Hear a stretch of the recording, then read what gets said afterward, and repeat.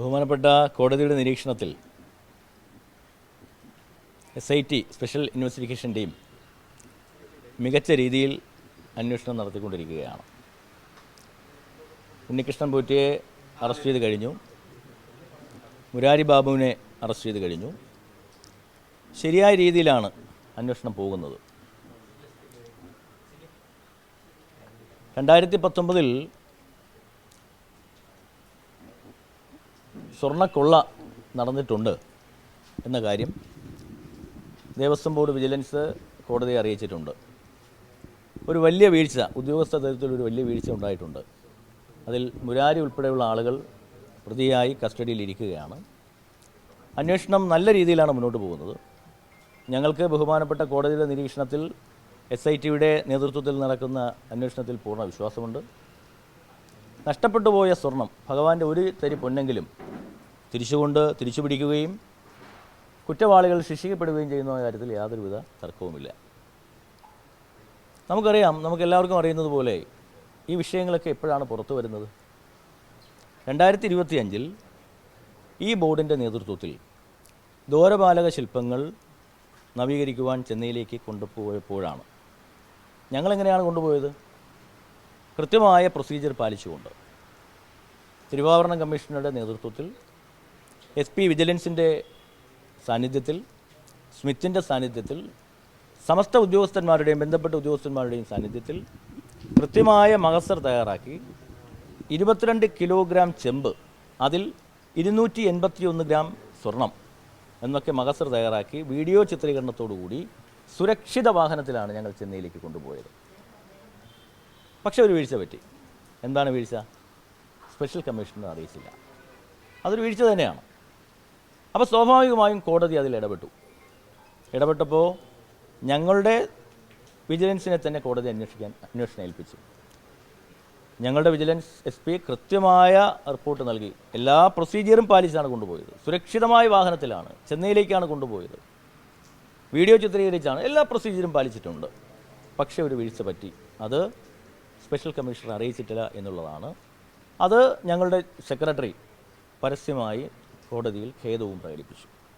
കോടതി ആ പ്രൊസീജിയർ തുടരുവാനും അത് സന്നിധാനത്ത് കൊണ്ട് പുനഃസ്ഥാപിക്കുവാനും അനുമതി നൽകി.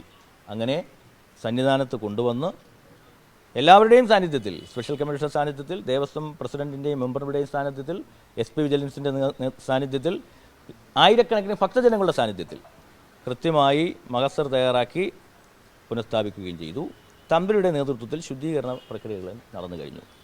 വന്നപ്പോഴും എന്താ, കൊണ്ടുപോയ സ്വർണത്തേക്കാൾ ചെന്നൈയിലേക്ക് കൊണ്ടുപോയ സ്വർണത്തേക്കാൾ 9.4 ഗ്രാം കൂടുതലാണ് ഇപ്പോൾ വന്നിട്ടുള്ളത്.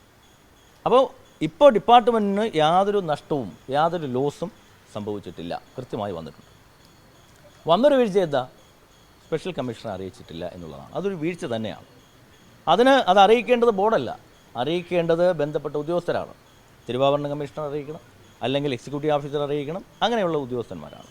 അവരറിയിച്ചില്ല. അതുമായി ബന്ധപ്പെട്ട് ഞങ്ങൾ കാരണവും വിശദീകരണം നോട്ടീസും കൊടുത്തിട്ടുണ്ട്. ഇപ്പോൾ വന്നിരിക്കുന്നൊരു പ്രശ്നം എന്താ? 2019 സ്വർണ്ണക്കള്ള മറച്ചു പിടിക്കുവാനാണ് 2024 സ്പെഷ്യൽ കമ്മീഷണറെ അറിയിക്കാതെ കൊണ്ടുപോയി എന്നുള്ളതാണ് കോടതിയുടെ അനുമാനമാണ്. കോടതി അങ്ങനെ അനുമാനിക്കുന്നതിൽ എന്താ തെറ്റ് പറയാൻ പറ്റുന്നത്? സ്വാഭാവികമല്ലേ. കാരണം 2019 AO ആയിരുന്നു മുരാരി ബാബു. ആ മുരാരി ബാബുവാണ് ഇപ്പോഴത്തെ എക്സിക്യൂട്ടീവ് ഓഫീസർ. അദ്ദേഹത്തിൻ്റെ പല പരാമർശങ്ങളും ഇപ്പോൾ ഈ 24 വരുമ്പോൾ ഉണ്ണികൃഷ്ണൻ പോറ്റിയുടെ കൈവശം കൊടുത്തു വിടണം എന്ന രീതിയിൽ പല പരാമർശങ്ങളും അതിൽ രേഖപ്പെടുത്തിയിട്ടുമുണ്ട്. അപ്പോൾ സ്വാഭാവികമായും കോടതിക്കൊരു സംശയം സ്വാഭാവികമല്ലേ. പക്ഷേ എങ്കിലും ഞങ്ങൾ ആ ഉണ്ണികൃഷ്ണൻ പോറ്റിയുടെയോ മുരാരി ബാബുവിൻ്റെയോ ആസൂത്രണത്തിൽ പെട്ടിട്ടില്ല. ഞങ്ങൾ ഈ 2024 മുതൽ 2025 വരെ ബോർഡിൻ്റെ ഈ ദ്വാരപാലക ശില്പം കൊണ്ടുപോകുന്നതിന് 4 ഉത്തരവുകളാണ് ഇറക്കിയത്. 4 ഉത്തരവുകൾ. ഞങ്ങളുടെ കാലഘട്ടത്തിൽ 2 തിരുവാഭരണ കമ്മീഷണർമാരാണ്. ഒന്ന് ശ്രീമതി സുനില, 2 ശ്രീ രജിലാൽ. ശ്രീമതി സുനിലയുടെ നേതൃത്വത്തിൽ 3 കോടതി ഉത്തരവുകൾ, 3 ബോർഡ് ഉത്തരവുകൾ. അതിലായാലും ശ്രീ രജിലാലിൻ്റെ കാലത്ത് 1 ഉത്തരവ്. അങ്ങനെ 4 ഉത്തരവിലും ക്രിസ്റ്റൽ ക്ലിയറായി പ്രൊസീജിയർ പാലിച്ച് കൃത്യമായി കൊണ്ടുപോകണം എന്നാണ് ഞങ്ങൾ പറഞ്ഞിരിക്കുന്നത്. അതിന് ഞങ്ങളെ സഹായിച്ച അന്നത്തെ തിരുവാഭരണ കമ്മീഷണർ സുനിലോടായാലും ഇന്നത്തെ തിരുവാഭരണ കമ്മീഷണർ റജിലാലിനോടായാലും ഞങ്ങളുടെ ബോർഡ് സെക്രട്ടറി ശ്രീ ബിന്ദുവിനോടായാലും ഞങ്ങളെ അതിന് സഹായിച്ച ഒരു മരാമത്ത് വിങ്ങുണ്ട്, അവരോടായാലും നന്ദി പറയുകയാണ്. പക്ഷേ അതേസമയം അവർക്ക് വീഴ്ചയുണ്ടായി. തിരുവാഭരണം നമ്മുടെ സ്പെഷ്യൽ കമ്മീഷണറെ അറിയിച്ചില്ല എന്നുള്ള രീതിയിൽ വീഴ്ചയുണ്ടായി.